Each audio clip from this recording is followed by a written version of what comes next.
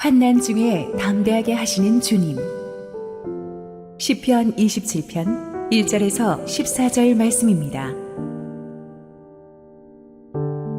여호와는 나의 빛이요 나의 구원이시니 내가 누구를 두려워하리요. 여호와는 내 생명의 능력이시니 내가 누구를 무서워하리요. 악인들이 내 살을 먹으려고 내게로 왔으나 나의 대적들 나의 원수들인 그들은 실족하여 넘어졌도다. 군대가 나를 대적하여 진칠지라도 내 마음이 두렵지 아니하며 전쟁이 일어나 나를 치려할지라도 나는 여전히 태연하리로다. 내가 여호와께 바라는 한 가지 일 그것을 구하리니 곧 내가 내 평생에 여호와의 집에 살면서 여호와의 아름다움을 바라보며 그의 성전에서 사모하는 그것이라. 여호와께서 환난 날에 나를 그의 초막 속에 비밀히 지키시고 그의 장막 은밀한 곳에 나를 숨기시며 높은 바위 위에 두시리로다. 이제 내 머리가 나를 둘러싼 내 원수 위에 들리리니 내가 그의 장막에서 즐거운 제사를 드리겠고 노래하며 여호와를 찬송하리로다. 여호와여, 내가 소리내어 부르짖을 때에 들으시고 또한 나를 긍휼히 여기사 응답하소서. 너희는 내 얼굴을 찾으라 하실 때에 내가 마음으로 주께 말하되 여호와여, 내가 주의 얼굴을 찾으리이다 하였나이다. 주의 얼굴을 내게서 숨기지 마시고 주의 종을 노하여 버리지 마소서. 주는 나의 도움이 되셨나이다. 나의 구원의 하나님이시여, 나를 버리지 마시고 떠나지 마소서. 내 부모는 나를 버렸으나 여호와는 나를 영접하시리이다. 여호와여, 주의 도를 내게 가르치시고 내 원수를 생각하셔서 평탄한 길로 나를 인도하소서. 내 생명을 내 대적에게 맡기지 마소서. 위증자와 악을 토하는 자가 일어나 나를 치려 함이니이다. 내가 산자들의 땅에서 여호와의 선하심을 보게 될 줄 확실히 믿었도다. 너는 여호와를 기다릴지어다. 강하고 담대하며 여호와를 기다릴지어다. 할렐루야. 우리 하나님께 감사와 영광의 박수 올려드리겠습니다. 축복된 주일 현장에 나오신 사랑하는 성도님들과 실시간 온라인 생방송으로 함께하고 계시는 국내 모든 성도님들에게 하나님의 은혜가 충만하게 임하기를 축원합니다. 우리 함께 기도하시고 말씀 보겠습니다. 사랑하는 아버지, 은혜를 감사합니다. 이 아침에도 마음을 열고 주님 앞에 예배하는 성도들에게 우리 주님 은혜의 말씀을 주시고 부족한 종은 온전히 감춰 주시옵소서. 예수님 이름으로 기도했습니다. 아멘. 지난주에 우리는 다윗이 자신을 추격해온 아들 압살롬의 반란군에게 반격을 해서 기적같은 승리를 거두는 스토리를 살펴보았죠. 워낙 압살롬 군대가 수적으로나 물자로나 모든 면에서 압도적으로 우세했기 때문에 그 누구도 예측하지 못했던 기적같은 승리를 다윗이 일궈냈습니다. 결과만 놓고 보면 참 해피엔딩이지만 그런 기적이 있기까지 다윗은 얼마나 리더로서 외롭고 두려운 순간들을 이겨냈는지 모릅니다. 사실 다윗은 30살 젊은 나이에 왕이 되어서 수십 년간 이 최고 권력자의 자리에 있었기 때문에 남자가 가질 수 있는 모든 것, 돈, 명예, 권력을 다 손에 쥐어본 사람이죠. 그렇지만 그 모든 것들을 잃어버리는 데는 단 며칠이면 좋겠습니다. 세상의 성공은 그렇게 허무한 것입니다. 60이 넘은 나이에 자신의 친아들의 반란으로 모든 것을 잃고 예루살렘을 버리고 도망가야만 되는 절박한 상황입니다. 수십 년 동안 자기에게 충성을 바쳤던, 자기의 은혜를 입었던 사람들이 하나 둘씩 차례로 적에게 붙어서 자기를 배신하고 떠났습니다. 앞으로도 얼마나 배신할지 알 수 없었습니다. 남은 얼마 안 되는 충신들과 백성들을 데리고 요단강을 무사히 건너긴 했지만 압살롬은 예루살렘을 차지하는 것만으로는 성에 차지 않았는지 대군을 휘몰아서 끝까지 아버지를 죽이겠다고 텅비까지 추격해 왔습니다. 이런 절대 위기 상황 속에서 어떻게 다윗은 무너져 내리는 멘탈을 챙기고 다시 일어날 수 있는 힘을 얻었겠습니까? 우리는 지난주에 그 다이나믹한 사건에서 한 발자국 뒤로 물러서서 다윗이 이때 예배하며 썼던 시편 27편을 묵상함으로써 다윗의 내면 세계가 어떠했는가를, 그래서 그의 기적 같은 승리를 가능케 했던 그의 내면 세계의 예배를 함께 한번 살펴보기로 하겠습니다. 다윗은 예배자죠. 이 다윗의 예배 특징은 그는 두려움을 이기기 위해서 예배했다는 것입니다. 본문의 1절 3절을 쭉 읽어보면 내가 누구를 두려워하리요 내가 누구를 무서워하리요 내 마음이 두렵지 아니하며 라는 표현들이 계속해서 나온다는 것은 역설적으로 두려웠다는 얘기죠. 진짜 안 두려우면 나 안 무서워 나 안 무서워 이런 얘기 자꾸 안 하죠. 진짜 무서웠던 거예요. 두려웠던 거예요. 하나님 아니면 이 두려움을 이길 수가 없었습니다. 두려움의 영은 마귀로부터 오는 것입니다. 마귀는 우리의 파멸을 목적으로 하고 있습니다. 그렇기 때문에 두려움은 결코 스스로 물러가지 않습니다. 우리가 믿음으로 일어나서 그것을 대적해야만 합니다. 3절 읽습니다. 군대가 나를 대적하여 진칠지라도 내 마음이 두렵지 아니하며 전쟁이 일어나 나를 치려 할지라도 나는 여전히 태어나리로다. 정말 무시무시한 군대가 이스라엘 총연합군이 자기가 가진 군대보다 몇 배나 되는 대군이 휘몰아쳐 오고 있었지만 그는 나는 여전히 태어나리로다 라고 말합니다. I will be confident. 여기서는 미래형으로 돼 있어요. 나는 담대할 것이다. 물러서지 않을 것이다. 자신감을 잃지 않을 것이다. 자기가 두려움과 맞서겠다고 결단하는 걸. 두려움과 맞설 수 있는 이 믿음은 예배에서 축적된 것입니다. 다윗은 그의 마음에 두려움이 몰려올 때마다 가만히 앉아있지 않고 달려가서 예배했습니다. 여러분, 두려움이 밀려올 때 그냥 앉아있지 마세요. 두려울수록 빨리 예배 자리로 달려나가야만 합니다. 그러니까 우리는 시도 때도 없이 예배할 수밖에 없는 게 시도 때도 없이 두렵거든요.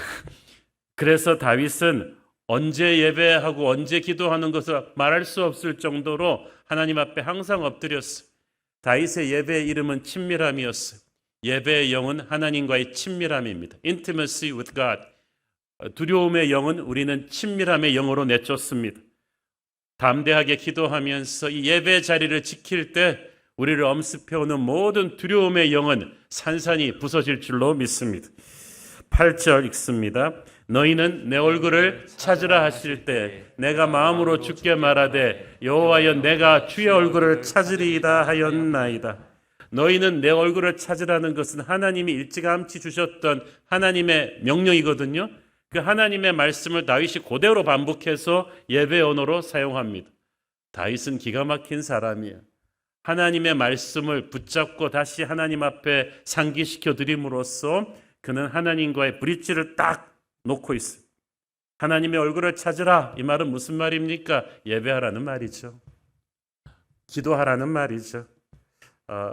우리가 이 명령이 너무나 중요한데, 하나님의 얼굴을 찾으라는 명령이 너무나 중요한데 우리가 잘 나갈 때는 이거 까맣게 잊어버리고 있다가 인생이 무너져 내리기 시작하면 그때 비로소 하나님 앞으로 달려나옵니다. 근데 그래도 상관없습니다. 어찌됐든 하나님의 얼굴을 찾는 사람을 하나님이 참 기뻐하세요. 우리 인생이 지금 반란군에게 쫓기는 다윗의 인생처럼 무너져 내리는 때가 있습니다. 몸도 아픈데 마음은 더 아파요. 경제적으로도 쪼달리고 믿었던 사람한테는 배신당하고 주변 사람들한테는 억울한 말들을 듣는데 문제는 앞으로도 더 나아질 것 같지가 않아요. 내 인간적인 힘으로는. 그래서 정말 힘들어서 예배할 수 힘들 때가 있어요, 솔직히. 주일날 교회 나올 힘도 없을 때가 있는데 보통 사람들은 힘들어서 예배 못하겠다 하는 그때 다윗은 역설적으로 힘드니까 예배해야지 이렇게 말하는 거예요. 자, 여러분, 상황이 똑같이 힘든데 힘들어서 예배 못하겠다는 사람이 있고 힘드니까 예배하겠다는 사람이 있어요. 여러분, 이것이 우리의 운명을 가릅니다. 어떤 사람은 난 너무 몸이 아파서 예배 못하겠다. 좀 몸 좀 건강해지면 교회 나가겠다. 내가 지금 사업이 이렇게 폐허가 됐는데 무슨 기천의 교회를 나가냐. 사업이 좀 안정되면 교회를 나가겠다. 우리 애가 이렇게 생 난리를 치는데 애 문제를 좀 해결해 놓고 예배해야지. 지금 힘들어서 예배 못하겠다고 하는데 바로 그 힘든 것이 예배해야 되는 이유 아니겠어요? 다윗의 특기는요, 황폐해질 정도로 힘든 상황을 항상 예배로 돌파합니다. 여러분이 예배하기 수 없을 정도로 힘들 때가 여러분이 가장 예배해야 되는 때예요. 여러분, 배고파서 기운 없어서 밥 못 먹겠다는 사람이 있어요. 기운이 없으니까 밥을 드셔야죠. 내 영혼이 이렇게 무너져 내렸는데 예배를 통해서 영혼을 살려야 되지 않겠어요? 다윗은 그걸 알았어요. 자기 인생이 무너졌을 때가 예배하기에 최적기라는 것을. 다윗의 인생은 젊었을 때부터 노년까지 남들 보기에 잘 나가는 것 같이 수없이 많은 죽을 고비를 거쳐오는 거였어요. 근데 다윗은 항상 그 죽을 고비 때마다 간절한 예배로 그 고비를 돌파했습니다. 여러분도 다윗처럼 인생에서 가장 힘든 장애물, 가장 힘든 문제, 가장 힘든 적과 싸우는 그 현장을 예배의 자리로 바꾸십시오. 여러분이 지금 가장 고통스러운 그 스팟이 바로 여러분의 가장 예배가 필요한 곳이, 하나님의 임재를 그곳으로 초대하십시오. 여러분의 아이가 갱년기의 엄마와 사춘기의 아이가 부딪히면 대책이 안 쏩니다. 그때 그 빈 방으로 가서 여러분은 예배하는 것입니다. 이 세대 차이를, 이 문화 차이를 어떻게 극복할까? 예배하는 거죠. 빗을 져가지고 사방에 여러분 집에 붉은 딱지가 붙었어도, 실제 제가 아는 장로님이 그랬어요. 붉은 딱지가 사방에 붙인 그 현장에서, 그 참혹한 수치스러운 현장에서 가족들이 모여 앉아서 예배를 했대요. 그런데 그곳에서 드리는 그 예배를 하나님이 받으시고 그 집을 회복해 주셨죠. 하나님은 지금도 인생의 벼랑 끝에 서 있는 자, 사방이 막혀서 절망하고 있는 자의 예배를 받으시고 길이 없는 곳에 길을 내어 주실 줄 믿습니다. 그것이 다윗을 살리시는 하나님이십니다. 예배할 때 우리는 우리를 괴롭게 하고 있는 모든 문제를 하나님의 임재 앞으로 쏟아놓습니다. 예배가 아니면 갈 수 없는 곳으로 우리를 데려가거든요. 전심으로 예배할 때 우리의 모든 문제들이 우리의 소관에서 하나님 소관으로 넘어가요. 우리 힘으로는 골을 넣을 수 없어요. 손흥민한테 패스하면 넣을 수 있을 거예요. 예배란 그런 것입니다. 우리 힘으로는 도저히 해결이 안 되기 때문에 하나님에게 패스하는 거예요. 하나님에게 온전히 맡겨드리는 순간 마귀는 더 이상 그 문제들 가지고 장난칠 수가 없어요. 하나님이 소관으로 넘어간 문제를 어떻게 마귀가 건드리겠습니까? 그때부터 예배자는 자유하는 것입니다. 안식하는 것입니다. 여러분이 돈 문제에서 자유하기를 바랍니다. 이 자녀와의 관계의 갈등의 문제에서 자유할 수 있는 길은 예배의 자리에 여러분의 인생을 가지고 나가는 거예요. 다윗의 예배는 보통 사람의 예배랑 다릅니다. 한끗 다릅니다. 이 전문가들이요, 가수도요, 노래 잘하는 사람 많지만 최고의 가수는 한끗 달라요. 다윗의 예배는 한끗 달라요. 뭐가 다른가? 그의 예배는 어린아이 같은 열정이 있어요. 자, 성경에 보면 다윗을 하나님의 마음에 합한 사람이라고 했죠. A man after God's heart. 그 말은 무슨 말이냐 하면은 하나님의 마음에 꼭 드는 사람. 또 반대로 하나님이 뭘 원하는지 정확히 알고 있는 사람이란 뜻이에요. 성경에 기라성 같은 영웅들이 있는데 모세, 엘리야, 여호수아, 요셉, 다니엘, 수많은 영웅들이 있고 다니엘이나 요셉은 큰 결격 사유도 없었어요. 반대로 다윗은 얼마나 대형사고 많이 쳤습니까? 불륜도 저질러, 살인도 저질러, 대형사고를 그렇게 많이 쳤는데도 딱 다윗 한 사람만 하나님이 내 마음에 꼭 든다. 그리고 그도 내 마음을 정확하게 알고 있다고 칭찬하셨어. 어느 정도로 하나님이 다윗을 잘 보셨냐 하면 계시록 3장 7절을 보세요. 빌라델피아 교회의 사자에게 편지하라. 거룩하고 진실하사 다윗의 열쇠를 가지시니 곧 열면 닫을 사람이 없고 닫으면 열 사람이 없는 그가 이르시되. 이 다윗의 열쇠를 가지신 이가 예수님이신데 중요한 것은 이 예수님이 가지신 열쇠는 천국 문을, 하늘의 문을 여는 열쇠예요. 축복의 문이요 기적의 문을 여는 그 열쇠를 예수님이 왜 다윗의 열쇠라고 그러셨겠어? 그냥 폼으로 붙인 말이 아니에요. 그것은 다윗은 하나님의 임재로 가는 특별 암호로 알고 있는 사람이에요. A man after God's heart. 하나님의 마음을 정확하게 알고 있는 사람이에요. 그래서 항상 사방이 꽉 막혔는데도 기적같이 하늘문을 열어서 살아나는 사람이 예배자 다윗이었죠. 다윗이 가졌던 그 열쇠, 하늘문을 여는 예배의 열쇠의 첫 번째 열쇠는 바로 열정이었습니다. 어린아이 같은 열정이에요. 예수님께서는 누구도 어린아이와 같아지지 않으면 하늘나라에 들어갈 수 없다고 하셨죠. 그것은 어떤 자세로 우리가 하나님을 예배해야 되는지를 보여주는 거예요. 우리가 어린아이는 부모랑 친하죠. 아빠 엄마를 보기만 하면 달려와 매달립니다. 애가 어릴수록 스킨십이 격해요. 막 달려와서 뽀뽀도 해주고 안아주고 막 그러는데 그리고 애가 어릴수록 감탄사가 기가 막힙니다. 조그만 것만 줘도 아빠 고맙다 그러고 놀이공원만 가면은 와 하고 감탄사를 연발해서 아빠는 걔한테 뭐 해주는 게 막 신이 나는 거.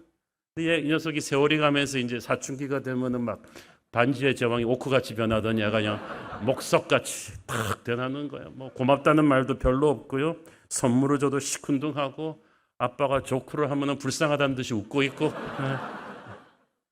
그래서 부모들이 재미가 없어가지고 늦둥이로 보는 거예요. 그래서 부모들이 막내를 이뻐하는 거예요.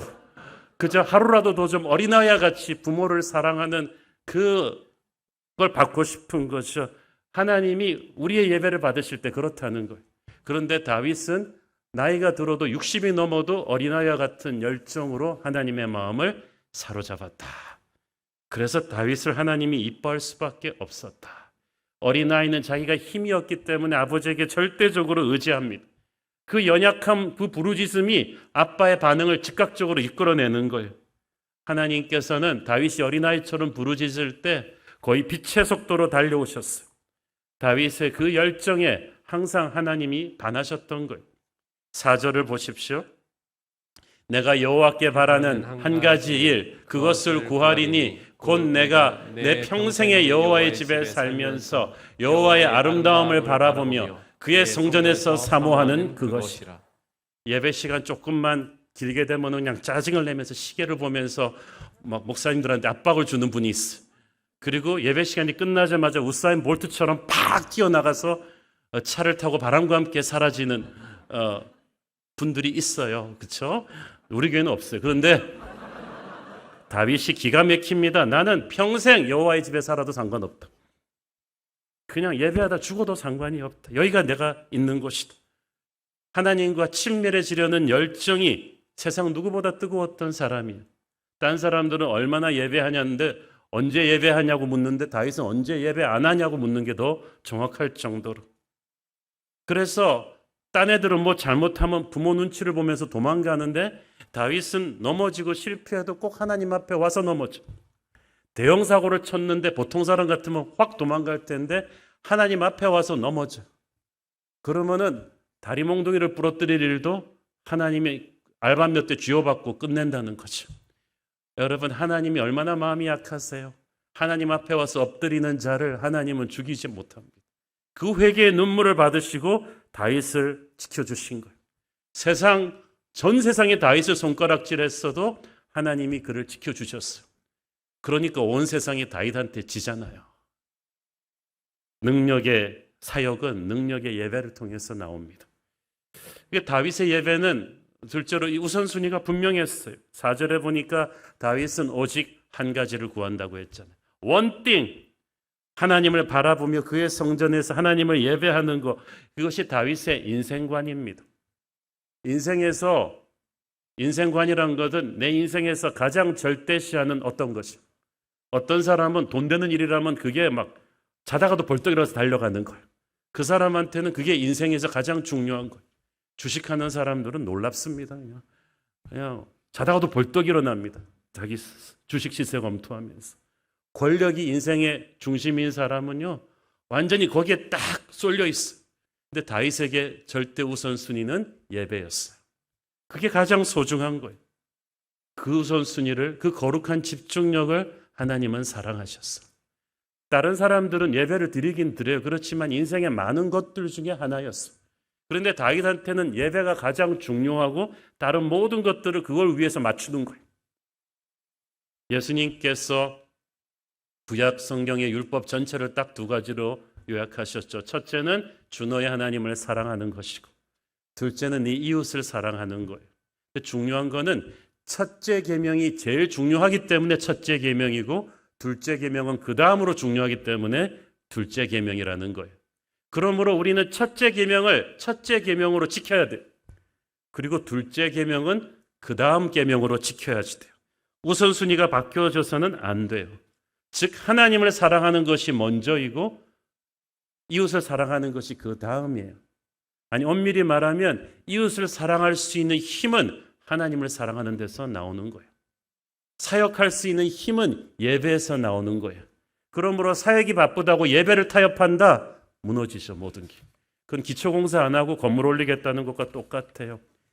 사역은요, 쥐어짜는 게 아니라 흘러 넘쳐나야 돼요. 은혜가 흘러 넘치는 힘으로 하는 게 사역이에요. 은혜가 말라버렸는데 쥐어짜서 사역하는 사람은 자기도 시험 들고 남도 상처를 줘요.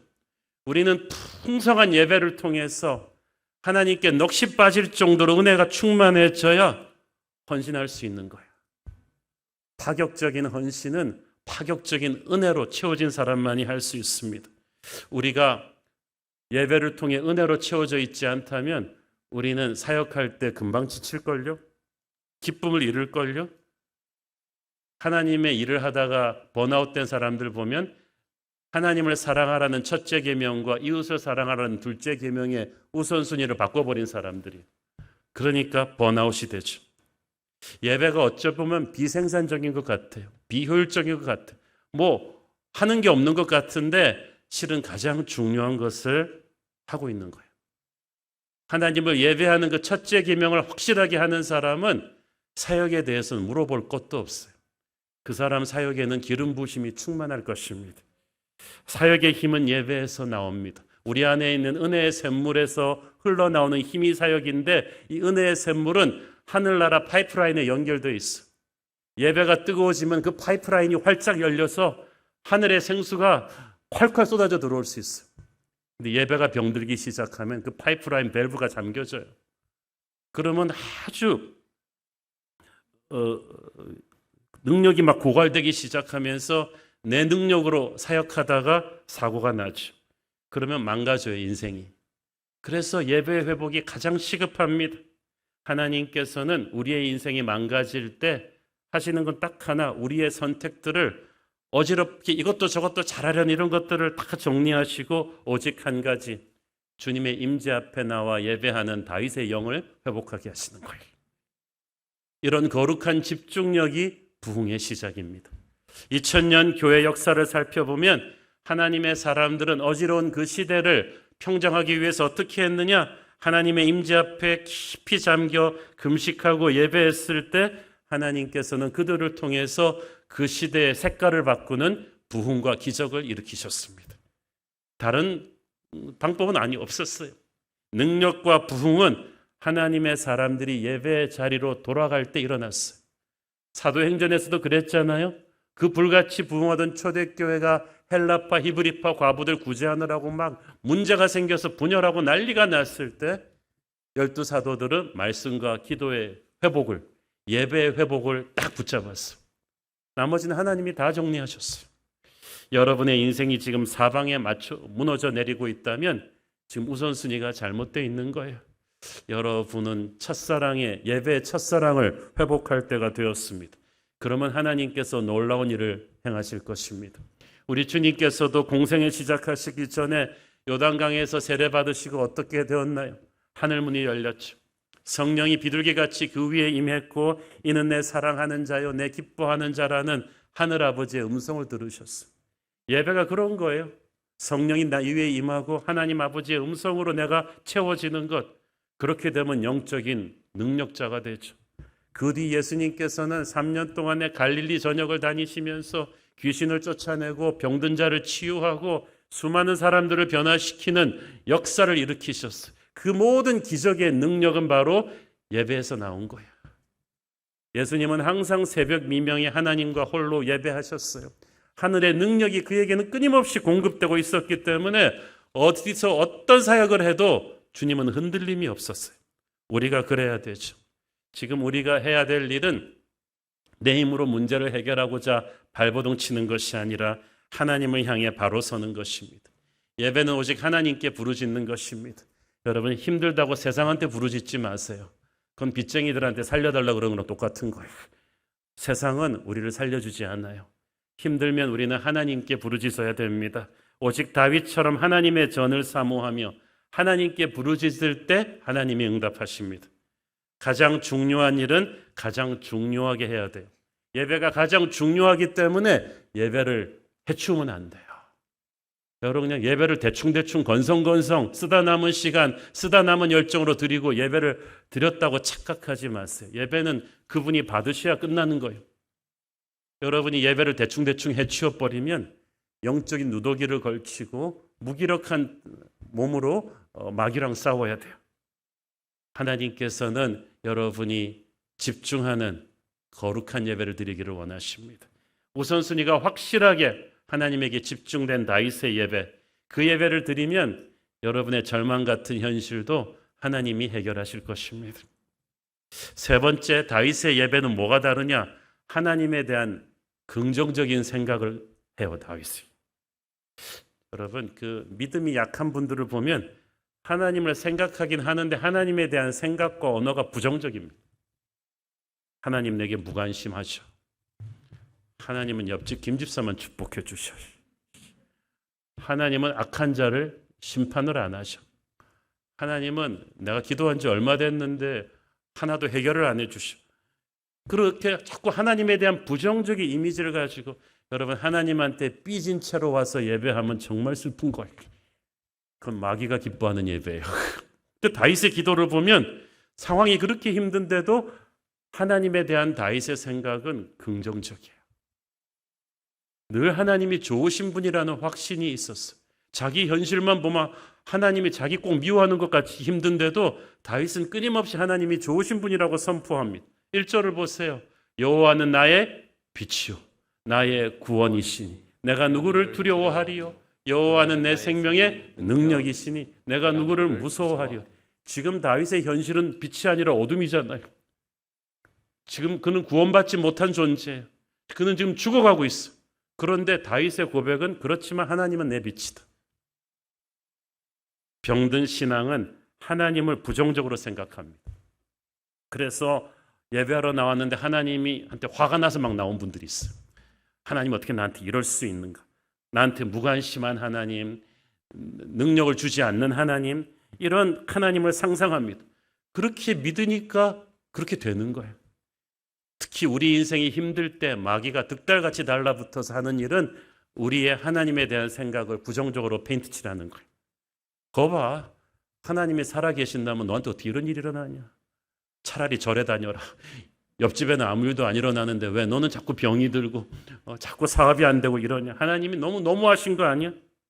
마귀의 참소와 비방은 항상 하나님의 성품에 대한 부정적인 생각을 하도록 만들어요. 그래서 교회 나오긴 나오는데 하나님한테 잔뜩 삐진 채로 하나님에 대한 부정적인 생각으로 기도하는 사람은 기도 시작부터 아주 부정적이야. 하나님 어째 나한테 이럴 수 있습니까?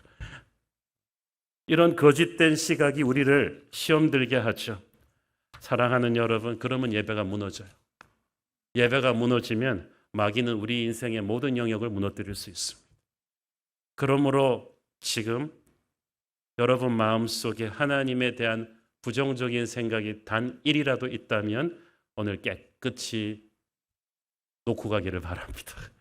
하나님께서 마귀의 참소로 여러분 안에 만들어 놓은 하나님에 대한 부정적인 생각들, 섭섭한 생각들, 그 모든 것들을 다 제거해 버리시기를 축원합니다. 믿음의 눈으로 하나님을 봐야 하나님을 긍정적으로 볼 수 있어요. 다윗이 그랬어요. 지금 자기한테 일어나고 있는 상황 보면 하나님은 압살롬 편이지 자기 편 아닌 것 같아요. 세상 모든 승리와 권세와 능력과 돈을 하나님이 압살롬한테 다 준 것 같아요. 지금 상황은. 그런데도 다윗은 하나님이 자기의 편이라는 걸 믿었어요. 완전 쫄딱 망해갖고 있는 사람인데도 하나님에 대한 생각이 긍정적이에요. 놀랍지 않습니까? 5절을 보니까 여호와께서 환난 날에 나를 비밀히 지키실 것이다. 비밀이라는 말은 mysteriously, 나도 모르는, 아무도 모르는 신비한 방법으로 어쨌든 나를 지키실 것이라는 확신이죠. 10절을 보면 내 부모는 나를 버렸으나 여호와는 나를 영접하시리이다. 자기 친자식도 자기한테 칼을 겨누는 상황이지만 하나님은 꼭 나를 안아주시고 버리지 않을 것이다 라는 확신. 11절에 보면 여호와여 내게 가르치시고 나를 인도하소서. 이 힘든 상황 속에서도 다윗은 하나님이 반드시 살 길을 가르쳐 주실 것이다. 진짜 다윗이 세우는 작전 하나하나는 하나님이 주신 지혜라고밖에는 할 수 없는, 지난주에 배웠잖아요. 어떻게 에브라임 숲으로 대군을 유인해가지고 병력을 쪼개가지고 공격하는 그 기가 막힌 전략도 다 하나님이 주신 거예요. 내가 산자의 땅에서 여호와의 선하심을 보게 될 줄을 확실히 믿었도다. 마지막 승자는 내가 될 것이다. 이것을 믿은 거예요. 자, 그렇게 보니까 다윗의 예배는요, 하나님에 대한 긍정적인 생각으로 가득했어요. 여러분, 아무리 힘들어도 하나님에 대한 부정적인 생각으로 예배하면 안 돼요. 그것은 마귀가 조장하는 예배 킬러입니다. 예배를 드려도 찝찝해져요, 그러면. 다윗은 그런 생각이 막 들 때마다 믿음의 선포로 이걸 털어버렸어. 14절 보세요. 너는 여호와를 기다릴지어다. 강하고 담대하며 여호와를 기다릴지어. 너가 누구예요? 자기 자신한테 하는 말이에요. 그러니까 다윗도 막 하나님에 대한 부정적인 생각이 들려고 그러고 막 힘들 때마다 스스로 선포한 기다려. 아직 게임은 끝나지 않았어. 아직 최고의 축복은 시작되지 않았어. 기다려. 여러분도 지금 너무 힘들어서 하나님께 대한 부정적인 생각이 들려 할 때, 모든 것을 포기하고 싶을 때 다윗의 믿음으로 스스로에게 선포해 주십시오. 기다려. 아직 끝나지 않았어. 하나님께서 승리를 주실 거야. 어떤 힘든 상황 속에서도 하나님에 대한 긍정적인 믿음을 가지세요. 그것이 여러분의 예배에 능력을 불어넣어 줄 것입니다. 다윗은요, 예배를 통해 하늘의 능력을 공급받는 사람이었기 때문에 압살롬이 죽었다 깨어나도 아버지를 이길 수가 없어요. 지가 젊어도 안 돼요. 온 세상의 여론을 다 자기 편으로 돌렸어도 택도 없어요. 왜냐하면 압살롬한테는 아버지 예배가 없잖아요. 예배를 통해 하늘의 능력을 공급받는 사람을 이길 수 없습니다. 진짜 능력자는 예배자죠. 하나님께서는 우리를 진짜 능력자로 만들기 원하세요. 그래서 예배의 최우선 순위를 두라는 거예요. 하나님께서는 우리가 그저 그렇고 삶이 아니라 능력을 누리는 초자연적인 성경 속의 기적을 실제 몸으로 체험하는 그런 삶을 살기를 원하십니다. 모세의 하나님, 여호수아의 하나님, 다윗의 하나님께서 오늘 우리 삶에서 역사하시면서 우리를 통해 21세기형 기적을 보여주고 싶어 하십니다. 그런데 우리 스스로가 이걸 차단하고 있어요. 그냥 그런 기적들은 성경시대나 일어났던 일이지, 우리는 그냥 평범하게 이렇게 잘 버티다가 천국만 꼴인하면 된다고 생각합니다. 그러나 하나님은 아니다. 너도 성경 속의 전설을 살아낼 수 있다. 사도행전적인 능력을 너희 안에서 내가 보여주고 싶다. 파워 있는 메시지를 통해서 수많은 죄인들이 회심하고 사람들의 병이 낫고 귀신들이 쫓겨나가고 가정이 회복되고 교회 부흥을 통해서 나라와 민족과 역사가 바꾸는 그런 기적을 나는 새로운 교회를 통해 21세기 서울에서 행하고 싶다. 하나님을 예배하는 자녀들에게 부어주는 그런 권능이, 그런 축복이 저와 여러분의 것이 될 줄로 믿습니다. 아까 계시록 말씀 인용했듯이 주님께서는 다윗의 열쇠로 열면 닫을 사람이 없고 닫으면 열 사람이 없다고 하셨어요. 이것은 주님의 능력을 말씀하시는 것이면서 동시에 다윗의 예배를 드리는 모든 자들에게 약속하신 축복입니다. 우리가 다윗처럼 어떤 상황 속에서도 주님 앞에 열정을 가지고 예배할 때, 주님에 대한 긍정적인 생각을 가지고 예배할 때 주님은 천국의 문을 하늘의 창고의 문을 열고 닫을 수 있는 권세를 주실 것입니다. 영적인 문, 물질의 문까지도 우리를 위해 열고 닫으실 거예요. 천국의 문이 열리면 지옥의 문이 닫힙니다. 하나님께서 우리를 위해 축복의 문을 열어주실 때 마귀가 들어올 수 있는 모든 문들은 닫혀버릴 것이고, 축복의 문들이 열리면서 의롭고 선한 일들이 저와 여러분의 삶에서 계속해서 생겨나는 것입니다. 다윗은 엄청나게 많은 일을 한 몸으로 다 하는 몰티플레이어였죠. 시인이죠, 뮤지션이죠, 목동이고 장군이고 뛰어난 통치자였지만 바빠서 허덕된 적이 없어요. 늘 여유가 있었어요. 왜냐하면 예배 우선순위가 딱 맞춰진 사람이니까 허둥대는 법이 없어요. 어떤 사람은 별거 아닌 일 하면서도 그냥 분주하고 스산하기가 그지없는데, 예배 은혜가 충만한 사람은요, 우선순위가 분명한 사람은 여유가 있죠. 하늘의 능력이 그 안에서 막 흘러나오죠. 이런 아버지를 압살롬이 어떻게 꺾겠습니까? 압살롬이 가장 먼저 해야 됐던 일은 아버지의 예배를 닮아가야 되는 것인데 그걸 못한 거죠. 사랑하는 여러분, 예배를 통해서 하늘의 능력이 충만해진 사람은요, 어디서 무슨 일을 하건 상관없습니다. 어떤 위기에 처했어도 괜찮아요. 저는 예배자한테 걸겠습니다. 하나님은 예배하는 여러분에게 하늘의 문을 열어줄 준비를 하고 계십니다. 다윗 같은 예배자를 통해 모든 고난을 축복으로 바꾸실 것이고 모든 위기를 기회로 바꿔주실 것입니다. 우리가 이제 부를 그 봉헌송 가사처럼 우리가 정말 다윗처럼 모든 시선을 주님께 향하고 살아계신 하나님의 임재를 느낄 때 우리의 삶은 주의 역사가 될 것입니다. 하나님께서 내 안에서 일하시는 것을 느끼게 될 것입니다. 이제 다음 주말에 우리가 부흥회를 하는데 그냥 매너리즘에 빠져서 적당히 뭐 부흥회 하나보다 그러지 마시고 일주일 내내 기도하시고 열망하시고 하나님의 역사가 우리에게 임하기를 갈구하십시오. 기도하겠습니다. 주님 은혜를 감사합니다. 오늘 오직 한 가지, 주님을 전해서 주님을 예배하기를 원했던 다윗의 열정이 우리에게 전염되기를 원합니다. 예수님 이름으로 기도했습니다. 아멘.